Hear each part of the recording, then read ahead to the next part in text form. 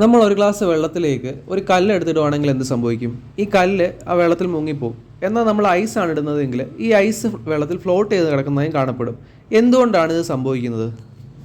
Water അതിൻ്റെ liquid ഫേസിലിരിക്കുമ്പോൾ അവയുടെ particles തമ്മിലുള്ള ദൂരം വളരെ കുറവായിരിക്കും. അതായത് അവ വളരെയധികം ക്ലോസ് ആയിട്ടായിരിക്കും കാണപ്പെടുന്നത്. എന്നാൽ വാട്ടർ ഫ്രീസായി അതിൻ്റെ ഐസ് ഫോമിലേക്ക് എത്തിക്കഴിയുമ്പോൾ ഇവ തമ്മിൽ ഉള്ള ഡിസ്റ്റൻസ് ഒരു ഫിക്സഡ് പൊസിഷനിൽ ലോക്കായി പോകും. അതായത് ഇവയ്ക്കിടയിൽ മോർ എംപ്റ്റി സ്പേസസ് അവൈലബിൾ ആവും. വാട്ടർ അതിൻ്റെ ലിക്വിഡ് ഫേസിലിരുന്നാലും ഇനി അത് ഫ്രീസായി അതിൻ്റെ സോളിഡ് ഫേസായ ഐസിലെത്തിയാലും ഇവിടെ രണ്ടിൻ്റെയും നമ്പർ ഓഫ് പാർട്ടിക്കിൾ സെയിം ആയിരിക്കും. എന്നാൽ അതിൻ്റെ ഡെൻസിറ്റിയിൽ വ്യത്യാസം വരുന്നു. ഇനി എന്താണ് ഡെൻസിറ്റി അഥവാ സാന്ദ്രത? ഒരു വസ്തുവിലെ കണങ്ങൾ എത്ര അടുത്തായി നിറഞ്ഞിരിക്കുന്നു എന്നുള്ളതാണ് സാന്ദ്രത അഥവാ ഡെൻസിറ്റി. ഐസിന് ഡെൻസിറ്റി വാട്ടറിനേക്കാൾ കുറവാണ്. ഇത് എന്തുകൊണ്ടാണെന്ന് നിങ്ങൾക്ക് ഈ പിക്ചർ കാണുമ്പോൾ മനസ്സിലാവും. ഇങ്ങനെ ഐസിന് വാട്ടറിനേക്കാൾ ഡെൻസിറ്റി കുറവായത് കാരണമാണ് അത് ഫ്ലോട്ട് ചെയ്യുന്നതായി കാണപ്പെടുന്നത്.